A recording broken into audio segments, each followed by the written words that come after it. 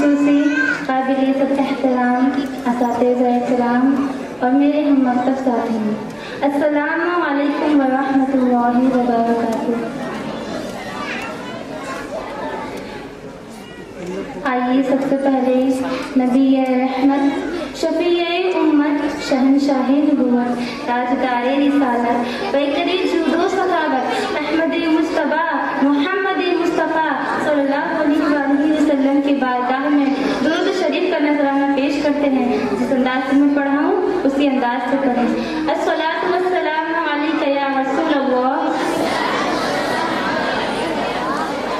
الصلاۃ والسلام علیک یا حبیب اللہ، الصلاۃ والسلام علیک یا نبی اللہ، وعلی آلک واصحابک وازواجک واہل بیتک یا نور اللہ۔ معزز سامعین کرام، آج کی اس بارونق بزم میں میری تقریر کا عنوان ہے اسلام اور فرقہ وارانہ ہماری۔ گہرائیوں میں ڈوب کر سورج اگا کے دیکھ، گہرائیوں میں ڈوب کر سورج اگا کے دیکھ، ایک تشنہ لب کو دھوپ میں پانی پلا کے دیکھ، نکلیں گے گھر کے گوشے خوشبو کے قافلے، نکلیں گے گھر کے گوشے خوشبو کے قافلے، آنگن میں ایک گلاب کا پودا اگا کے دیکھ۔ محترم حاضرین، اسلام واحد ایک ایسا مذہب ہے جو مکمل نظام حیات کی تعلیم دیتا ہے۔ یہی وجہ ہے کہ اسلام اپنے پاکیزہ تعلیمات کے ساتھ جس خطے میں بھی گیا وحشی سے وحشی قوم کو معذب اور شائستہ بنا دیا۔ جس کسی نے بھی گہرائی سے اسلامی تعلیمات کا مطالعہ کیا وہ یہ اعتراف کے دن نہ رہ سکا کہ بے شک اسلام امن و سلامتی کا مذہب ہے، بے شک اسلام امن و شانتی کا پیغام دیتا ہے۔ یہ اسلامی تعلیمات بھی ہے جو بھائی چارگی کا اصول بتاتا ہے، یہ اسلامی تعلیمات بھی ہے جو بنی نوع کے انسان کو غور و فکر کی دعوت دیتا ہے، یہ اسلام بھی ہے جس میں نبی رحمت، شفیع امت صلی اللہ علیہ وآلہ وسلم سارے عالم کے لیے رحمت بنا کر بھیجے گئے۔ اور قرآن کریم نے یہ اعلان فرما دیا کہ وما ارسلناک الا رحمۃ للعالمین۔ جی ہاں سامعین، یہی اسلام ہے جس کی ایک صف میں محمود اور الیاس ایک ساتھ کھڑے ہیں، یہی اسلام ہے جس میں ایک معمولی بدو خلیفہ امام حضرت عمر فاروق رضی اللہ تعالیٰ عنہ سے پوچھ بیٹھتا ہے کہ نہ ہم آپ سے بات سنیں گے نہ آپ کی بات پر عمل کریں گے جب تک کہ آپ یہ نہ بتا دیں کہ آپ کا پیرہن بیت المال سے ملے کپڑے سے کس طرح سل گیا۔ جی ہاں سامعین، یہی اسلام ہے جو سنگریزوں کو لال گوہر بنا دیتا ہے، جو جانی دشمنوں کو معاف کرنے کا طریقہ سکھا دیتا ہے، جو حقوق اللہ اور حقوق العباد کے راہوں سے آخرت کی یاد دلا دیتا ہے، اور جس کے نبی رحمت صلی اللہ علیہ وآلہ وسلم کا فرمانے والی شان ہے کہ اگر تمہارا ایک کافر پڑوسی بھی بھوکا سوئے اور تم پیٹ بھر کے سو تو تم اللہ کے سامنے جواب دہی سے نہ بچ سکو گے۔ تو کیا ایسا دین، کیا ایسا مذہب فرقہ پرستی کی حکایت کر سکتا ہے؟ جی نہیں سامعین، ہرگز نہیں۔ صرف اتنا ہی نہیں، قرآن فرماتا ہے لا اکراہ فی الدین، یعنی دین میں کسی قسم کا جبر نہیں، یہ تو دین فطرت ہے۔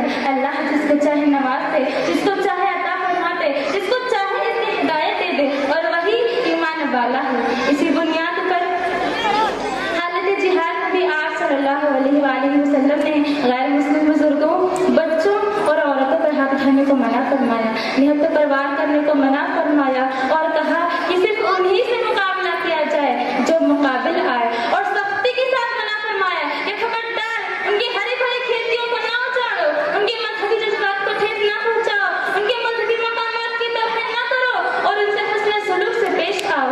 یہی وجہ ہے کہ اسلام میں دشمن آئے دوست بن گئے، اور وحدت و اکائی کی وہ مضبوط ریاست وجود میں آئی جس میں سبھی لوگوں کے لیے خیر و عافیت بھی تھی اور امن و امان بھی تھا، خوشحالی بھی تھی اور خوش بختی بھی تھی۔ تو اب فیصلہ کریں کہ کیا اسلام پر دہشت گردی کا مہر لگانا صحیح ہے؟ اے اسلام کو آتنکواد سے جوڑنے والوں، یاد رکھو کہ اسلام ہی کی بدولت ہم اس اقتدار کے پاس پتا ہیں۔ ساری دنیا اپنی بستی سارے انسان ہم وطن، ساری دنیا اپنی بستی سارے انسان ہم وطن، عالم انسانیت کا ایک باشندہ ہوں۔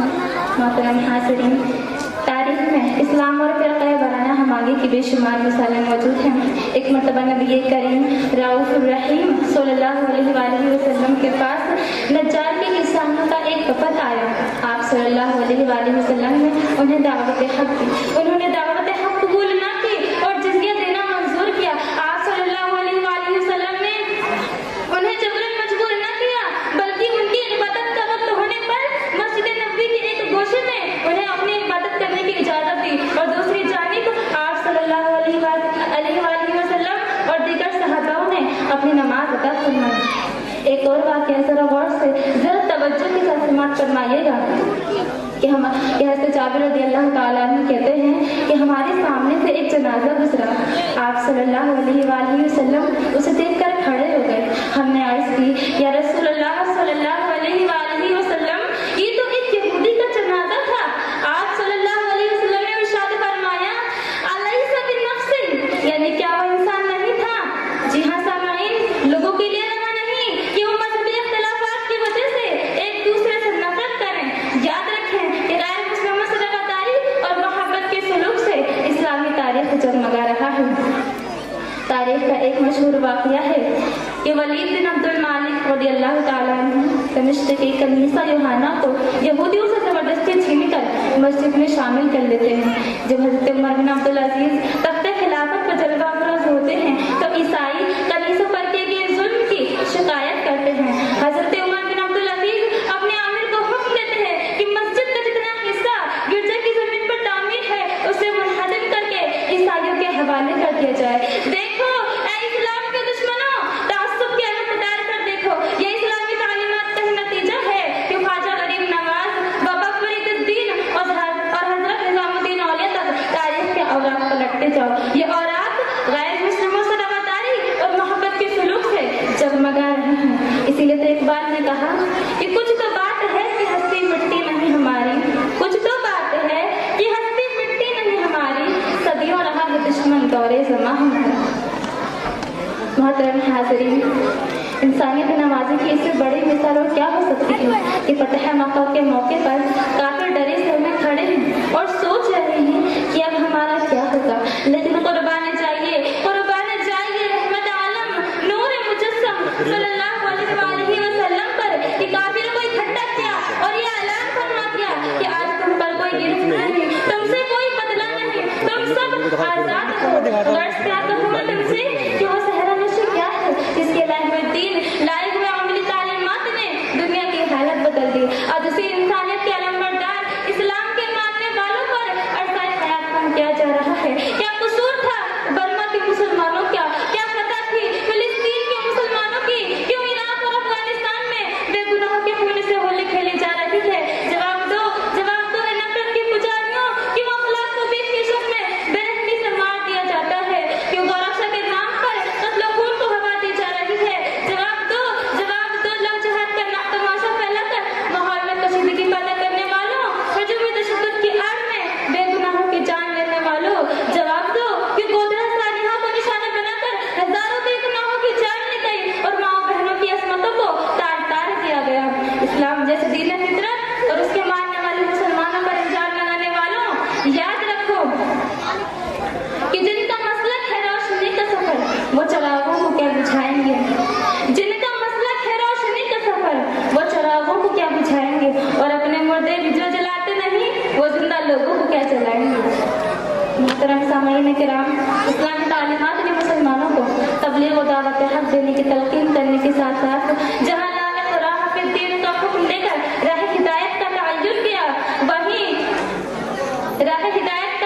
किया, वही फिक्र साबिराना और बस शाकिराना से कुलूब अजहान को आरास्ता करने के लिए लकुम दीनुकुम के जरिए अमन और अमान और इंसानियत और रवादारी को समाजी बुनियाद करार दिया। जी हाँ सामाईन, इस्लाम जिसके अंदर समाया है वो बिला तफरीक मज़हब और मिल्लत और इंसानियत की फौज और फलाह को अपना फरीज़ा समझता है, ना कि शब बरात जैसी मुक़द्दस रात में भी मोहताजों और अपाहिजों के जिस्मों को बमों से उड़ा देता है। जी हाँ सामईन, याद रखो कि हमारा दीन हिदायत है, सरापा खैर ख्वाही है और जो इसको ना समझे तो उसकी कम निगाही है। मैं अपनी तकरीर को इसी दुआ के साथ खत्म करती हूँ। या रब कदीर अज़्ज़ व जल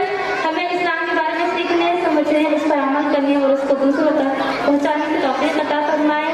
اللہ کے دل میں اتر جائے میری بات کا ما علینا الا البلاغ. السلام علیکم ورحمۃ اللہ وبرکاتہ.